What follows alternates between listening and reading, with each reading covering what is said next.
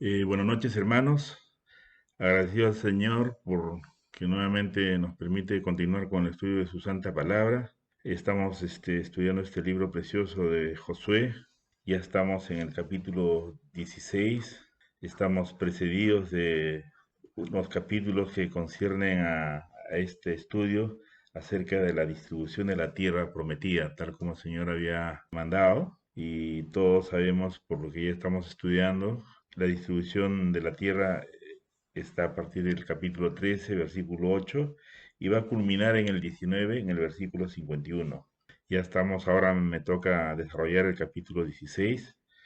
Todos sabemos que este mandato que dio el Señor a Moisés, ¿no? Y que Josué lo está ejecutando, dice en el libro de Números, capítulo 26, ¿no? Del versículo 53 al 56, dice: a estos se repartirá la tierra en heredad, por la cuenta de los nombres. A los más darás mayor heredad y a los menos menor, y a cada uno se le dará su heredad conforme a sus contados. Pero la tierra será repartida por suerte, y por los nombres de las tribus de sus padres se heredarán. Conforme a la suerte será repartida su heredad entre el grande y el pequeño. Entonces, como podemos ver, este es un mandato que estableció el Señor, y acá el ejecutor es Josué, ¿no? Prácticamente él comienza a repartir de acuerdo a las suertes, y Dios, como dice en su palabra, que las suertes se echan en el regazo y las decisiones del Señor. Dios es un Dios justo, y cómo es que comienza a reconocer como la primera distribución de la tierra le corresponde pues en el capítulo 14 está precedido de la repetición de a la tribu de Judá, ¿no? Aun cuando en el capítulo 13 empieza con Rubén, Gad, ¿no? Y la media tribu de Manasés, que se quedaron al lado el oriental, ¿no? Pero todos sabemos que ese orden que Dios estableció desde el principio es un orden justo, porque es una situación mandada por nuestro Señor. Ahora toca estudiar el capítulo 16, que habla acerca de la heredad de los hijos de José.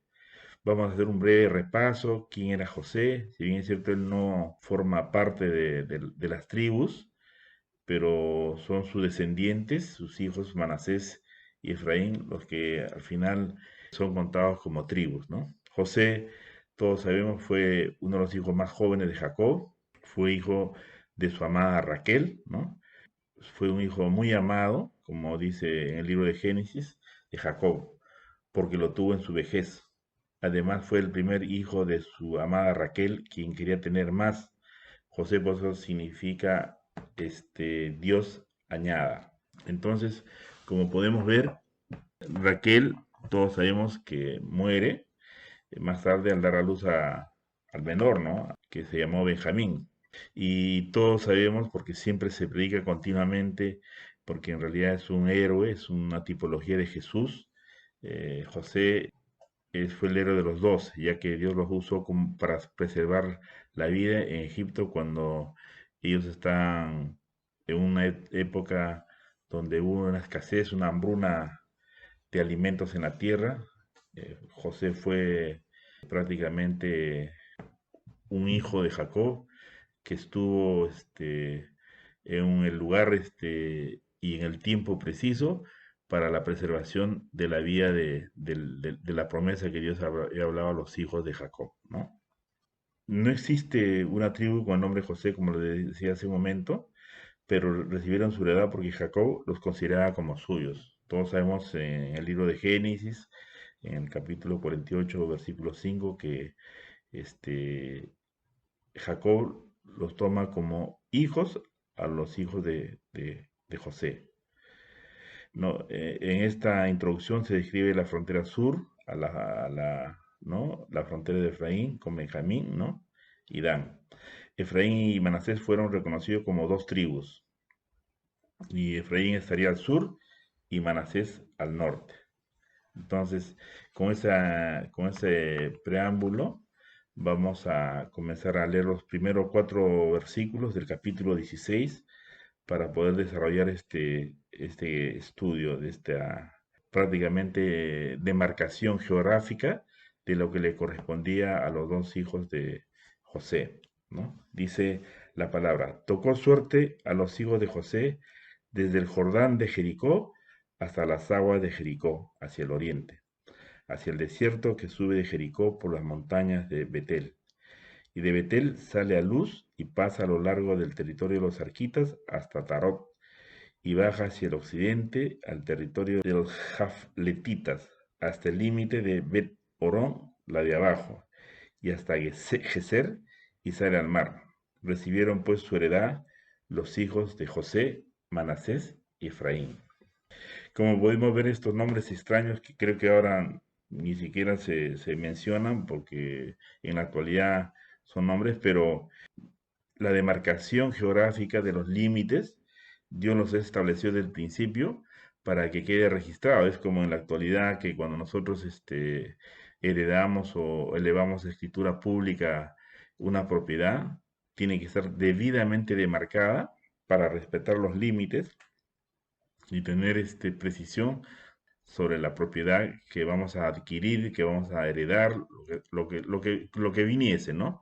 Y es así como acá también se mencionan estos nombres para poder tener certeza acerca de esta repartición de la heredad de la tierra, ¿no? Entonces Josué, después de asignar el territorio a la tribu de Judá, Caleb, que se ha estudiado en los capítulos que han precedido, continuó la asignación territorial a los dos hijos de José. Aunque José fue uno de los dos hijos de Jacob, no había una tribu que llevara su nombre, pero su herencia sería entregada a sus dos hijos. Esto debido a que José, como el primogénito de Raquel, esposa de Jacob, tenía el derecho de recibir una porción doble de la herencia. Esta doble porción se les entregaría a los dos hijos de José, Efraín y Manasés. Además, Jacob, antes de su muerte, adoptó a Efraín y Manasés, como fue mencionado en la introducción, o sea, sus nietos, que eran hijos de José. Por lo tanto, fueron contados entre las tribus de Israel con el derecho a un reparto con los hijos de Jacob. José fue el 11º de 12 hijos de Jacob y el primero de Raquel. Por eso, como Judá, los hijos de José recibirían una larga bendición en la repartición territorial, que mostraba su importancia en el futuro de Israel. Efraín y Manasés recibirían el territorio más grande y de mayor influencia en el área central en la tierra prometida.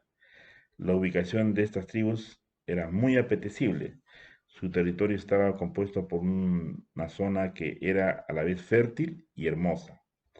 Además del valle sagrado de Siquén, incluía algunas de las mejores partes de Canaán, las montañas de Efraín y la grande y fértil llanura marítima de Sarón. Podría decirse que la suerte de los hijos de José reflejaba el favor de Dios para el valeroso patriarca de estas tribus. Los límites de la asignación territorial de estas tribus son difíciles de determinar en la actualidad, como les decía hace un momento. Sin embargo, esta incertidumbre está confinada a los puntos en que una tribu se unía a la otra. La porción general de tierra ocupada por Efraín y Manasés es bastante bien reconocida. Esas tribus en muchos sentidos seguían en importancia a Judá. Esta doble tribu había sido bendecida por Jacob a fin de que los dos hijos de José ocuparan con sus tíos el lugar de fundadores de tribus, y conforme a la bendición de Jacob en el pasado. Efraín tendría prioridad sobre Manasés en la asignación territorial, a pesar de que Efraín era menor. Y los versículos del 5 al 10 son la demarcación de los límites de la provincia de Efraín, ¿no? Y en cuanto al territorio de los hijos de Efraín, por sus familias, el límite de su heredad al lado del oriente fue desde Atarot Adar hasta Bet Orón, la de arriba.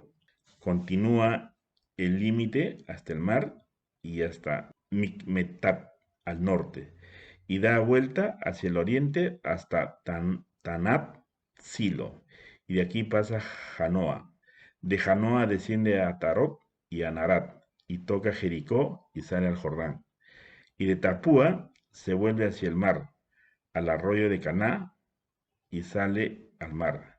Esta es la heredad de la tribu de los hijos de Efraín por sus familias. Hubo también ciudades que se apartaron para los hijos de Efraín en medio de la heredad de los hijos de Manasés, todas ciudades con sus aldeas, pero no arrojaron al cananeo que habitaba en Geser. Antes quedó el cananeo en medio de Efraín hasta hoy y fue tributario. Entonces, ahora vamos a hacer los comentarios de esta porción de los versículos del 5 al 10, aunque este capítulo, el 16, solamente tiene 10 versículos, pero tiene una connotación muy especial que ahora lo vamos a ver, ¿no? Dice, pero no arrojaron al cananeo que habitaba en Geser. Así termina la porción, prácticamente este capítulo. Su fracaso en expulsar por completo los cananeos es característico de todas las tribus. Incluso dentro de la tierra prometida quedaba trabajo importante para hacer y batallas por librar. Antes quedó el cananeo en medio de Efraín hasta hoy y fue tributario. Quizás el pueblo de Efraín fue culpable de esa transigencia porque querían tributarios entre ellos. Ni siquiera esta conveniencia justifica su desobediencia al mandato de Dios. Si tuvieron el poder de hacer tributario al pueblo de Geser, ciertamente tenían el poder de derrotarlos por completo, especialmente porque Geser era una ciudad que José ya había conquistado. Eso hemos estudiado en Josué 10 y Josué 12. Este tipo de transigencia parece inocente, pero se convirtió en la forma en que el pueblo de Israel adoptó mucha idolatría y adoración inmoral. Esta es una de las razones por las que vemos tantas luchas en los días de los jueces, pero no arrojaron al cananeo. Estamos remarcando esta porción porque es importante saber por qué Dios ha ordenado que se tiene que arrojar, deshacerse de estas, se puede decir, habitantes, porque sabían que Dios sabe perfectamente, como siempre digo, Él conoce perfectamente el principio y el fin de todas las cosas, es que el hecho de dejarlos trae consecuencias muy desastrosas. Los israelitas no conquistaron por completo por dos razones. Primero, quisieron la paz a cualquier costo. Segundo, quisieron riqueza en aras de la comodidad y el dinero. Desobedecieron a Dios y se quedaron cortos de lo que Él tenía para ellos, como también lo hacemos nosotros hoy. Muchas veces Dios nos dice que tenemos que cortar, romper, desligarnos de ciertas cosas, pero nosotros a veces queremos mostrarnos más misericordiosos o a veces nosotros buscamos nuestra conveniencia y queremos hacer el plan a nuestra manera y eso no es así. Por eso es que hoy día eh, toda esta enseñanza que data de miles de años prácticamente tiene sus consecuencias hasta el día de hoy, porque sabemos que todas estas tribus que ellos dejaron, hoy día prácticamente se han convertido en sus enemigos y eso lo podemos ver a la luz de lo que representa hoy día hoy en la actualidad, ¿no? Entonces, la tierra de Efraín, un retrato de unidad de un pueblo, ¿no? Manasés fue el primogénito, pero Jacob bendijo a Efraín, el menor. La lección es que Dios rechaza nuestro primer nacimiento y nos da uno nuevo. Esta es una enseñanza que también tenemos que saber valorarla. Otros ejemplos son Caín y Abel, Ismael, Isaac, Esaú y Jacob. Debemos de rehusar el viejo hombre. Esta es la razón por la cual Efraín recibió primero su heredad. Todos sabemos que cuando José inclusive le decía papá, le decía a Jacob que no, que el primero era Manasés y Jacob bendijo primero a Efraín, ¿no? Todo eso sabemos esta historia que está en Génesis.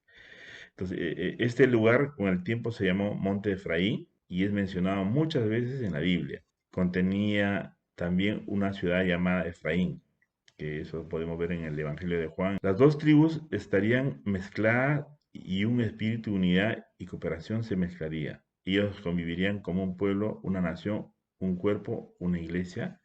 Vamos a remarcar en el versículo 10 de este capítulo, dice, el error de Efraín, ¿no? Dice, finalmente vemos la tragedia y falla de Efraín al no echar fuera a los cananitas.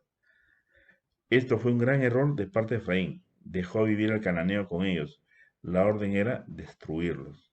¿Por qué no los expulsaron? Porque a sus ojos les serían útiles. Al principio explotaron al cananeo porque les cobraron tributo, pero a la larga les causaron muchos problemas. Por un poco de dinero se arriesgaron a ser contaminados con la idolatría. El libro de los jueces relata los problemas que tuvieron las tribus que no arrojaron los paganos. Debemos de tener cuidado. Muchas cosas a primera instancia parecen buenas, pero al final nos cuestan más. Los cananeos vienen de Can, hijo de Noé, quien fue padre de Cus, Misraín, Fut y Canaán. Can recibió una maldición de parte de Noé por haber visto su desnudez. Eso lo hemos estudiado y eso está en el libro de Génesis, en el capítulo 9, versículos 24 al 27. Ellos llegaron a ser gente de mucha maldad, como dice el libro de Levíticos en 18:3. No vemos en la Biblia que Noé se haya reconciliado con su hijo Can. Quizá eso incrementó su rebeldía. Debemos de tener cuidado cómo disciplinar a nuestros hijos y buscar siempre la restauración. El cananeo que se menciona en este versículo no es toda la tierra de Canaán, sino a un solo pueblo que ahí vivía. Este pueblo estaba lleno de comerciantes, por esta razón se asocia la palabra Canaán con comercio. Quizás Oseas se refiere a ellos como mercader, ¿no? Al mencionar el pecado de Israel en el libro de Oseas, la profecía del profeta Oseas, y en Sofonías 1:11.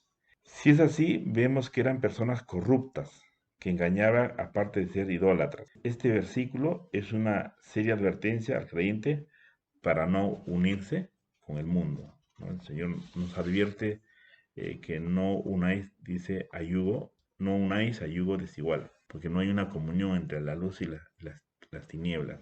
Ahora, como pueden ver, este capítulo que acabamos de comentar es un capítulo pequeño porque se trata de la repartición, se puede decir, la asignación de la heredad de la tierra prometida a los hijos de José, ¿no? A Efraín y Manasés. Y en este capítulo el Señor permite que estudiemos la importancia de ser primogénito, ¿no? Acá podemos ver que José, por ejemplo, se convirtió en primogénito porque el hijo primogénito de Jacob, que era Rubén, la perdió, ¿no? Nosotros vamos a ver que en el libro de Éxodo, en el capítulo 4, ¿no?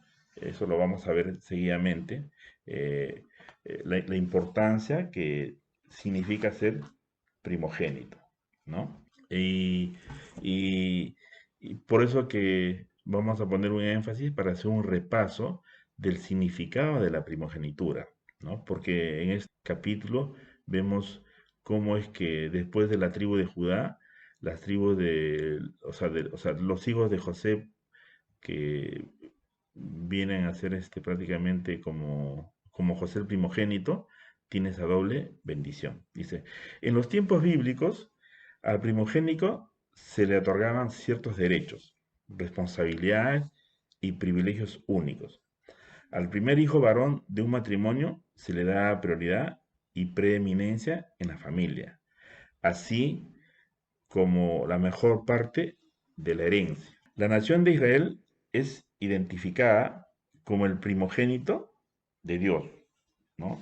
En el libro de Éxodo, en el capítulo 4 y versículo 22, dice la palabra que dice, entonces dirás al faraón, se está hablando de instrucciones que le da Dios a Moisés. Jehová ha dicho así, Israel es mi hijo, mi primogénito. Ya te he dicho que dejes ir a mi hijo para que me sirva, pero si te niegas a dejarlo ir, yo mataré a tu hijo, a tu primogénito. Entonces, como podemos ver acá que la importancia de lo que es ser primogénito. Es decir, Israel ocupaba un lugar especial de privilegio y bendición entre las naciones. Y también tenemos que remarcar una cosa. A veces Esto no se entiende mucho porque esto es una cosa muy espiritual y a veces el primogénito por tener todas estas bendiciones especiales también entran celos y envidias y al final de cuentas terminan con muchos problemas, ¿no? Pero bueno, esto lo estableció el Dios, el Señor, desde el principio está así, y dice, las personas en las culturas antiguas atribuían un gran valor al hijo mayor, asignándole beneficios y obligaciones distintas. El hijo varón primogénito era importante porque se creía que representaba la cima de la fuerza y vitalidad humana. Eso lo sabemos cuando Jacob bendice a todos sus hijos, ¿no? Él habla de cuando le da la bendición a sus hijos, que está en Génesis, eh, perdón, Génesis 49:3, ¿no? Habla, dice, de su hijo primogénito, de Rubén. Rubén, tú eres mi primogénito, mi fortaleza y el principio de mi vigor, el primero en dignidad, el primero en poder, impetuoso como las aguas, ya no serás el primero, por cuanto subiste al lecho de tu padre, entonces te envileciste al subir mi lecho. Entonces, acá podemos ver cómo es que efectivamente el primogénito es la fuerza y la vitalidad del varón, ¿no? Y también se habla como el abridor del vientre. Como resultado, el primogénito se convertía en el heredero principal de la familia. El derecho de primogenitura implicaba una doble porción de la herencia familiar y el liderazgo de la familia si el padre quedaba incapacitado, estaba ausente por alguna razón. Tras la muerte de su padre, el hijo mayor solía cuidar de su madre hasta su muerte y proveer a sus hermanas solteras. En el Antiguo Testamento, los primogénitos humanos, ¿no? Y aún los animales eran considerados sagrados para Dios. Eso está en muchos pasajes de la Biblia que hemos estudiado, en Génesis 4:4, en Éxodo 13, el 1-2, en Levíticos, en el libro de Números, en el libro de Deuteronomio.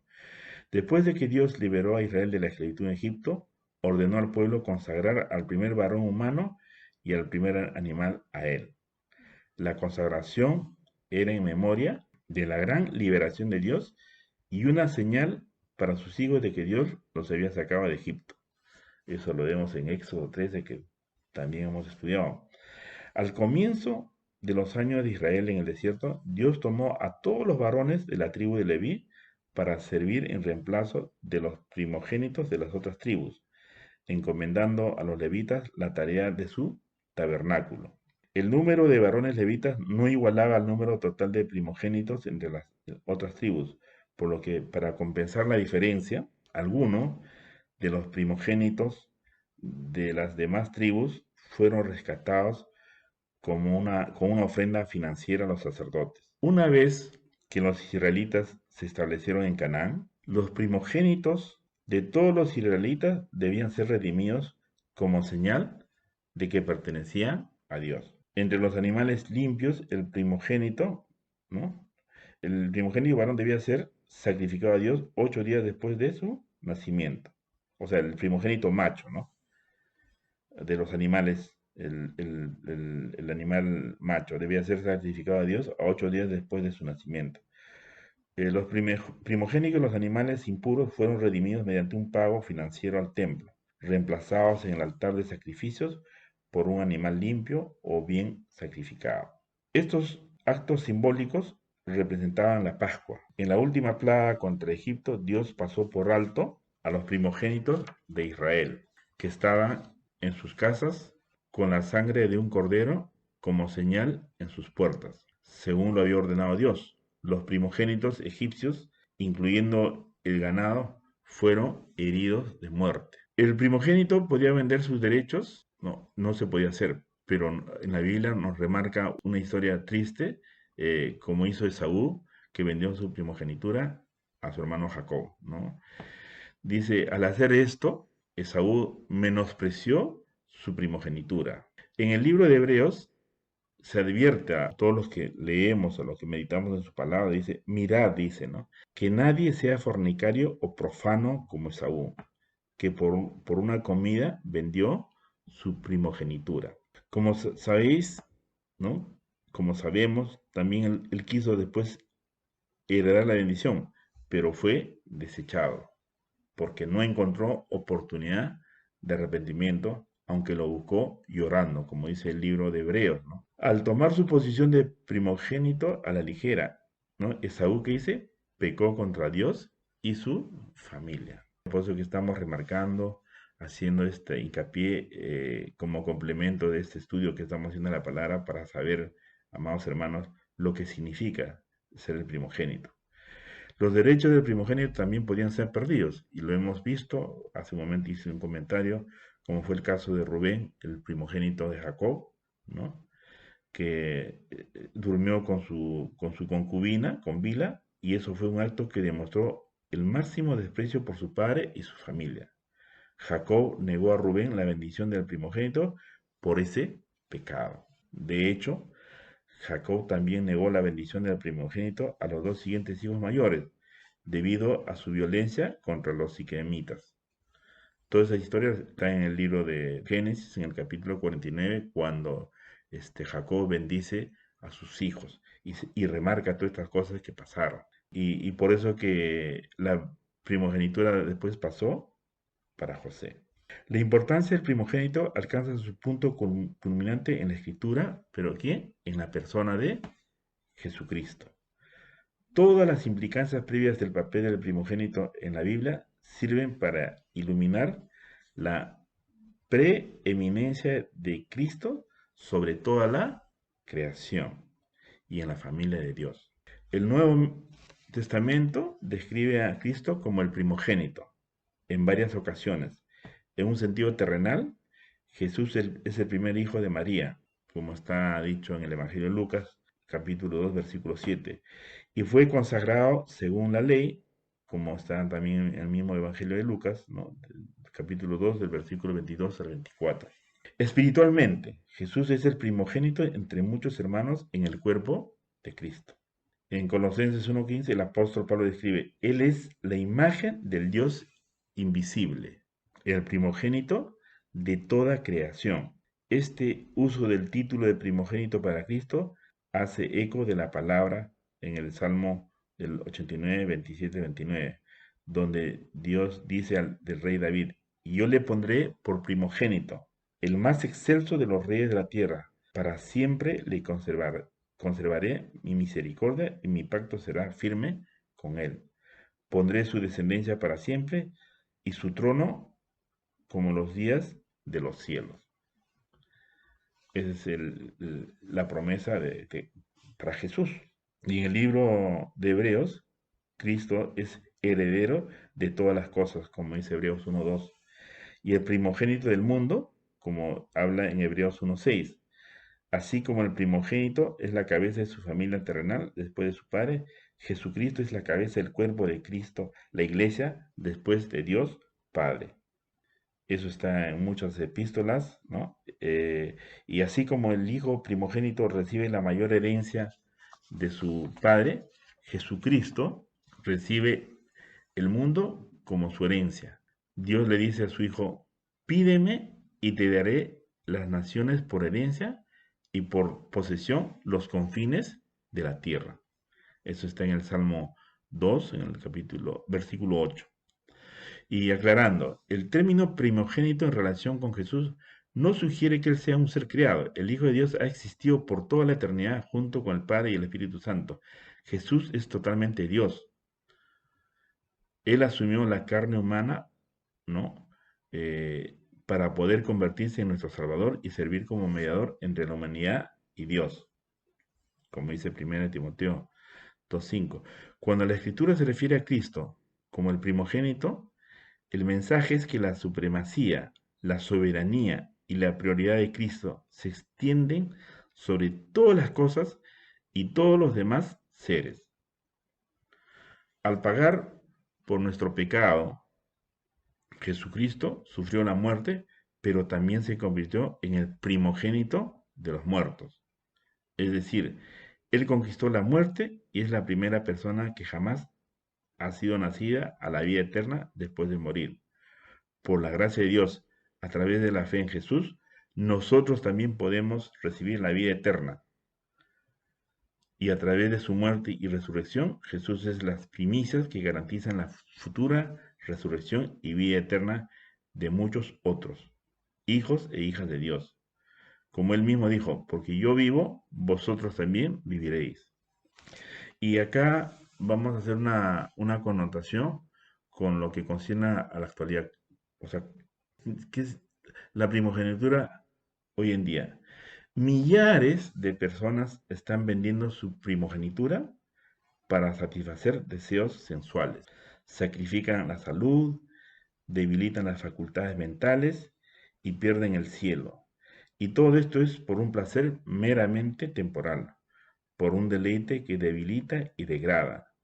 Así como Esaú despertó para ver la locura de su cambio precipitado, cuando era tarde para recobrar lo perdido, así les ocurrirá en el día de Dios a los que han cambiado su herencia celestial por la satisfacción de placeres egoístas. Vimos que antes, antes de Sinaí, los privilegios de la primogenitura eran el sacerdocio, el gobierno y la doble herencia. Para nosotros hoy en día, Dios nos ofrece los mismos privilegios en la primogenitura. Y finalmente, tenemos que remarcar esto porque esto sí tiene una importancia muy grande, amados hermanos. Adán fue el primer primogénito de esta tierra y él perdió la primogenitura al desobedecer la ley de Dios. Entonces fue necesario un nuevo primogénito, el segundo Adán, que es Cristo. Cuando Cristo fue tentado en el desierto por Satanás, Satanás le ofreció los reinos de este mundo a cambio de que Cristo venda su primogenitura. Y en este ejemplo, amados hermanos, nosotros tenemos la enseñanza más grande de la importancia que significa la primogenitura, ¿no? Y con esto quiero terminar, no dejando de remarcar que, amados hermanos, nosotros hoy día no podemos vender por cualquier placer temporal, por cualquier cosa que podía causarnos esposo o algo placentero, amados hermanos, estaríamos cometiendo el mismo error de Saúl, ¿no? Y prácticamente el Señor nos está hablando, o sea, claramente, de que ese regalo tan precioso que nos ha dado, lo debemos preservar, hermano, como dice esta salvación tan grande que nos ha dado, tenemos que cuidarla con temor, ¿no? Y por eso que es bueno remarcar, conocer acerca de lo que realmente significa la primogenitura. Nada puede reemplazar esta bendición tan grande que es la vida eterna que puede ser reemplazada por una cosa temporal. Amados hermanos, quiera Dios que este estudio en el cual estamos remarcando por qué José como primogénito tuvo esa doble porción en la heredad en la tierra prometida. Que Dios los bendiga.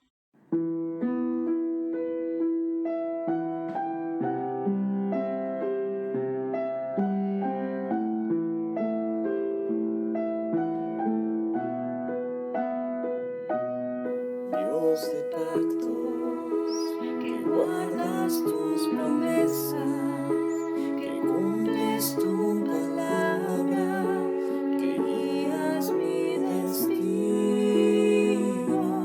Dios de pactos, confío en tus promesas, descanso en tu palabra, por tu gracia estoy aquí.